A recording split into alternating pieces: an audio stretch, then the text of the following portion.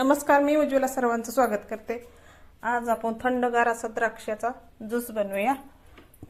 आज आपण दोन पद्धतीचा ज्यूस बनवणार आहे, द्राक्षाचा आणि पेरूपासून।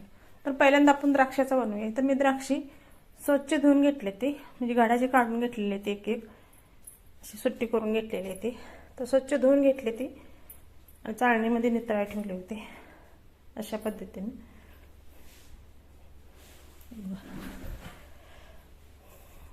तर आपण आता मिक्सरच्या भांड्यात घालून घेऊया द्राक्षे ते धुलेले।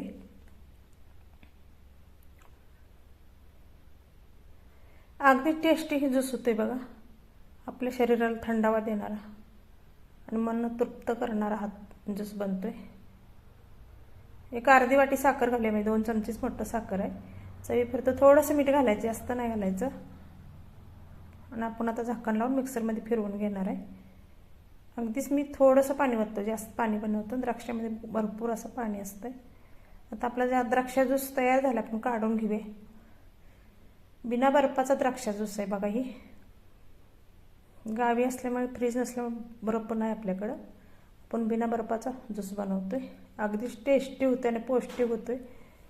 आपण आता सब्जा भिजवलाय ती घालूया 2 चमचे। हलवून घ्यायचा सब्जा घातल्यानंतर, सगळीकडे आपल्या ज्यूसमध्ये मिसळला जातोय अशा पद्धतीने बघा। आणि चवीला तर अप्रतिम हे ज्यूस लागतोय।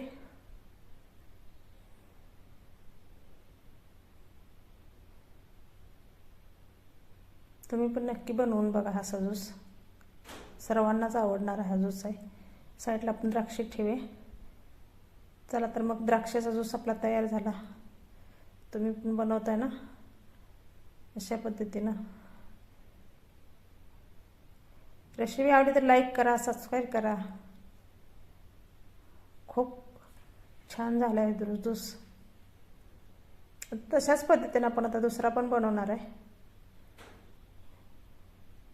पेरूचा।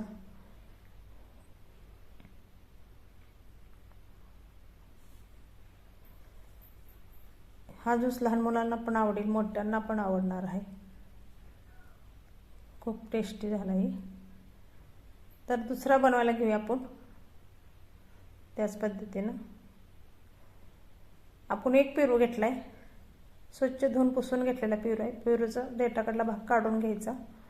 हो का, हे पेरू बघा किती मस्त आहे, पौष्टिक असा पेरूचा पण ज्यूस बनतोय आपल्या। पेरूचा मी वरला भाग काढून घेतला, देठाकडला असं काप करून घेतला। तर आपण ब्यासाहित बारीक करणार आहे, ब्यात प्रोटीन असतंय। तर मिक्सरच्या भांड्यात घालूया। काप आपण करून घेतलेलं मिक्सरच्या भांड्यात घालूया।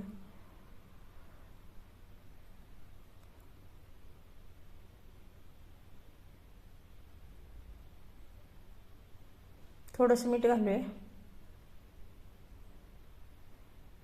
साखर घालूया 2 चमचे। मिठामुळे, साखरेमुळे आपल्या ज्यूसला अजून टेस्ट वाढते।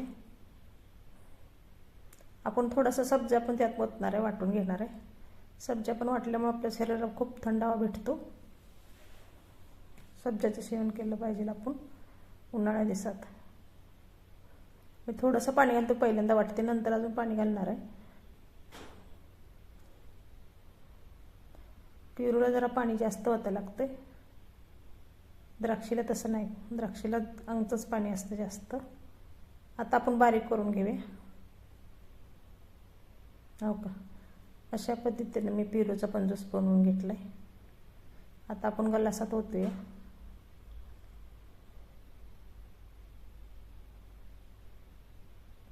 वरून सब्जा घालूया आपण। आज 2 पद्धतीचा आपण ज्यूस बनवल्यात। जसं सब्जा घालून मिक्स करून घेऊया। भरपूर ज्यूस होतोय, अजून मिक्सरच्या भांड्यामध्ये राहिला आहे। 2 ग्लास ज्यूस बनतोय आपला पेरूचा, एका पेरूपासून। आणि किती दाटसर झाला आहे बघा, अजिबात पातळ नाही झाला।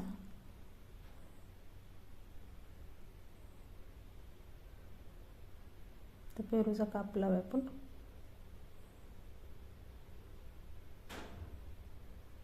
खूप टेस्टी पण झाला। धन्यवाद रेसिपी आवडली, बाय बाय।